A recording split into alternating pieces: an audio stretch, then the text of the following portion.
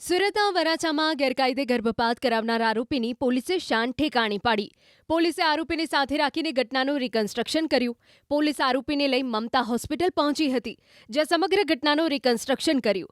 પોલીસે આરોપી પાસેથી સમગ્ર માહિતી માંગી હતી. આ શાતીર શખ્સ માત્ર થોડા પૈસા કમાવાની લાલચમાં ગેરકાયદે ગર્ભપાતનું નેટવર્ક ચલાવતો હતો. આ શખ્સ પાસે ડોક્ટરની કોઈ માન્ય ડિગ્રી નથી, છતાં ગેરકાયદે રીતે ગર્ભપાત અને ભ્રૂણ હત્યા જેવા ગંભીર ગુનાઓ આચરતો હતો. જી હા, ફાર્માસિસ્ટ રામગોપાલ ખંડેલવાલ, જે મમતા હોસ્પિટલના ઓઠા હેઠળ માસૂમ જીવોનો સોદો કરતો હતો.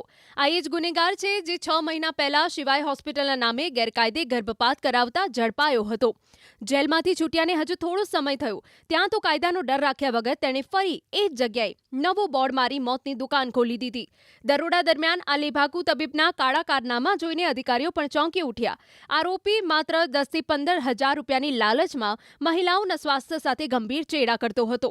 હદ તો ત્યારે થઈ જ્યારે તપાસમાં ખબર પડી કે તેનું નેટવર્ક મહારાષ્ટ્ર અને રાજસ્થાન સુધી ફેલાયેલું છે. પરપ્રાંતની સગર્ભાઓ અહીં ગર્ભપાત માટે આવતી હતી.